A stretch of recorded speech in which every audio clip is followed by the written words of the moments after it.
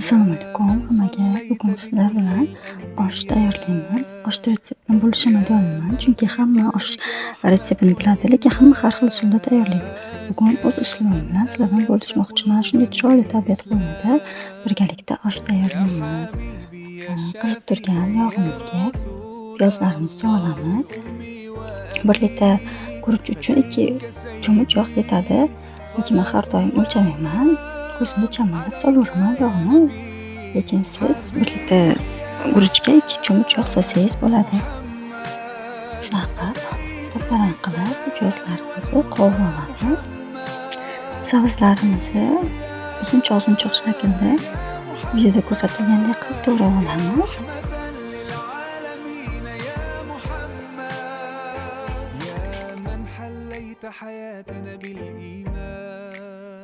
Go'shtlarimizni esa ko'pik shaklda to'g'rab olamiz.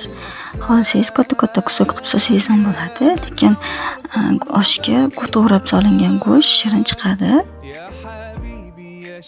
Iloji boricha yog'liroq go'sht ishlatganingiz yaxshi. Men adashib yog'siz go'sht olib qo'yibman marzikada.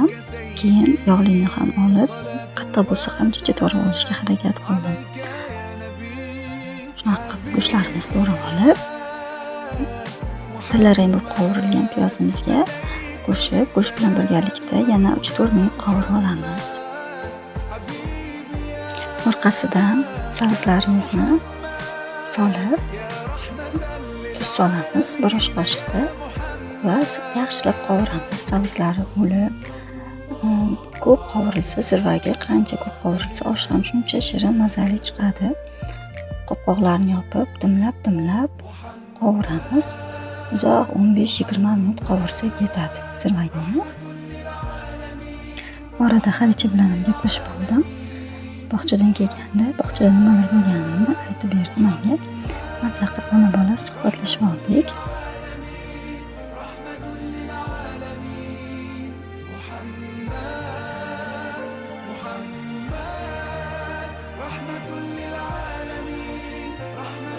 Zirvagimiz yaxshilab qovurildi. Xuddi shu ko'rinishda kelganda qancha guruch solsak shuncha suv qo'yamiz. Men 700 gram guruch soldim va 700 gram suv soldim.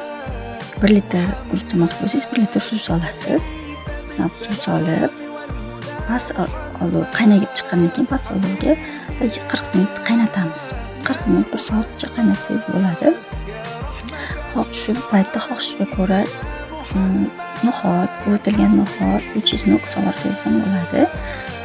Biz uyda hech kim yoqtirmagani uchun solganim yo'q. Shirin mazali osh chiqadi shunaqa.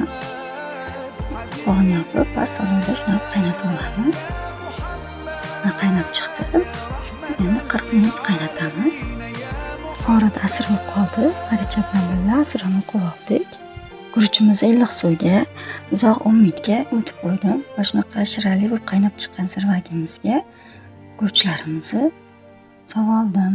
Suvlarini to'kib,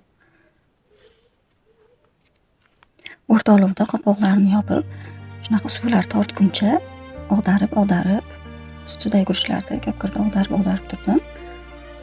Suvlar tortib, suvlar qolmagandan keyin mana shunaqa o'rtaga uyib, guruchlarini urib ko'ramiz.